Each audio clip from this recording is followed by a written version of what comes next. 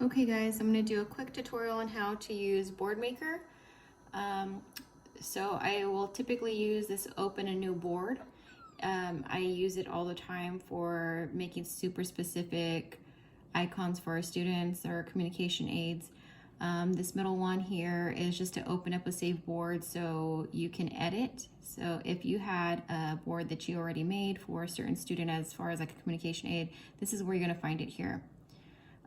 This third box here is open a template. So it has lots of cool things here. It has calendars that you can add on to, has first thens, it has sequencing stuff. It also has any of the speech generating devices such as a GoTalks template that you can kind of revamp here and make your own.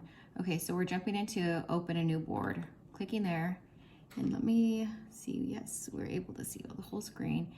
So, super basic editing for this one. We're gonna start off with the cursor here. Actually, let's go ahead and jump into this little oblong shape of whatever it is. We're gonna start off by pointing to this corner and dragging it out. And typically we do like a 2-inch for any kind of picture exchange or a schedule. And we let that go.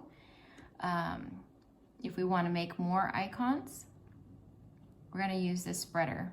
It's called a sprayer tool. So we click that button, we click on the box and we drag. We make a field of 12. Okay, now we're gonna use this funny face here to add a symbol.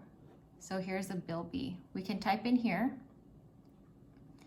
and say I want to add in eat.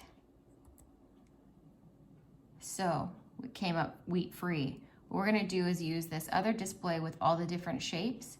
Click that and it'll give us some more options here. I found a eat, good. This is a good picture here to grab, eat. And then we tell it where it wants to go or where we want it to go by clicking in the box. So there's our icon. Let's see, we want to go ahead and use another eat type of picture. Eat. Oh, it made me sick, nauseated. Okay, I'm gonna put that here. Then we decided that, ooh, we really like this eat picture here. So much so that we want more icons.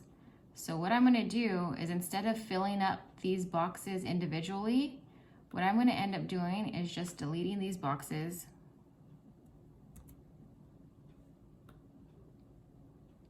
By grabbing, this is the pointer tool that I'm using to grab and then delete.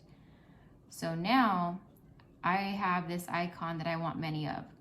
I'm gonna go ahead and use this sprayer tool by clicking it and clicking the icon that I want multiples of and dragging 4, 8, or 12. And you can always decide what size icons or pictures you want to create, or boards, I'm sorry, but you can do that at the beginning by using this oblong shape here. Let's see, let's go ahead and delete this.